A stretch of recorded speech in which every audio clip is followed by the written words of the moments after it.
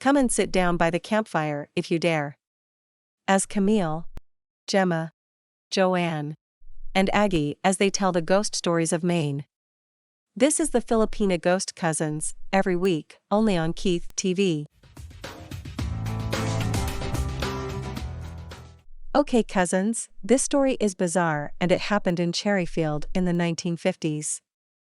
The story goes like this. An older man, who was local and had spent most of his life hunting, fishing, and logging in the forests of Maine for decades, but nothing could have ever prepared him for that fateful day that he encountered the Cherryfield Goatman. His story started out as a normal day as he filled up his gas tank before he left home later, and soon later while driving he became very surprised when his truck came to a gradual stop on that lonely road as his gas gauge now read empty. Confused, the man couldn't figure out the issue. He had just topped off his gas tank before setting out and his truck was in good working order. He got out of the truck to check the tank and just like the gauge said, it was bone dry. The man looked around and checked the ground for gas and could find no evidence of a leak or any reason why the tank would be empty. He was annoyed and puzzled, so he looked under his truck only to see nothing, but when he got out from beneath the truck those emotions turned to surprise and maybe a little terror. As he looked up and turned around, he saw what appeared to be a man standing in the road. The man couldn't quite come to terms with what he was seeing. The man was wearing a plaid shirt but nothing from the waist down. His legs were hairy and goat-like, complete with cloven hooves instead of feet. Goat horns grew out of his head and his ears were pointed like an animal. The man blinked a few times and did a double take only to watch the devil-like goat-looking thing smiling at him and then casually walk back into the woods. In shock and terror, the man jumped back into his truck and locked the doors. In the panic state, he frantically tried to start his truck and get out of there, even if it was just on fumes. Much to his surprise, the truck started and the gas gauge read full once more. The man immediately drove home and never seen the Goatman again. Okay cousins, what do you think? Let's call Catherine, she's from there and knows the area, let's see what she has to say. Hi Catherine. It's Elizabeth. How are you? Hi, Elizabeth. Funny how you called, I was just thinking about you. Then again, I have that sixth sense.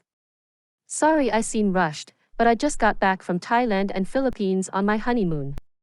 Philippines, such a beautiful country. It is a beautiful country. I love that country and want to go back and check out some activity there. Anyways, congratulations on your wedding. I hope you can use those frog togs in the fall. Sorry I didn't get a better gift, but Kid Fried Clams is such a big celebrity, he has it all. I was calling about this Cherryfield Goatman. Have you ever heard of him? That asshole. He owes me $10, and if I ever see him again I'm going to take my $10 worth out on his hide with interest, if you know what I mean. He hasn't been seen since the 1950s, since he came up to try and date me. More like swindle me out of my hard-earned money. Go look on that road you picked me up on. I doubt he is there, but he probably is down in New Jersey, trying to hustle some other lonely widow. I really hate him so much. Well, Catherine said to go where we found her, but says he probably is in New Jersey.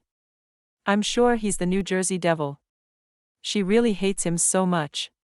If we see him we got to remind him he owes Catherine $10 plus interest.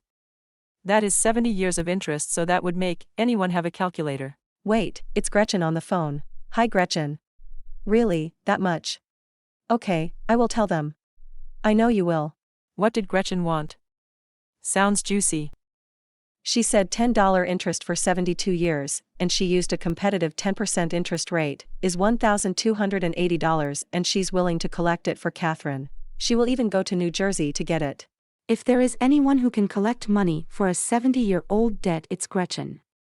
Remember the time she tracked down that Japanese soldier who was hiding out in Cebu for 50 years and demanded he pay back that farmer for the bowl of rice he stole in 1946? That was classic. I feel sorry for Goatman. If he knows Gretchen will be looking for him, he probably will be hiding. Well, we're here. How about we just drive down the road and then we can go and buy some blueberries and when we get back make some blueberry pie and cobbler. I love Maine and I know Pablo will be happy with some blueberry pie and vanilla ice cream. Maybe I'll buy a pie up in here and tell him I made it. He won't suspect a thing, or if he did he will just smile and love me more. That is a great idea. I love blueberries and Maine blueberries are the best. I want to make some blueberry cheesecake and some blueberry Romanoff. That is to die for. Thank you for watching. Please subscribe to our channel. As always, please like, comment and subscribe. I hope to see you next week. Okay everybody, that's a wrap.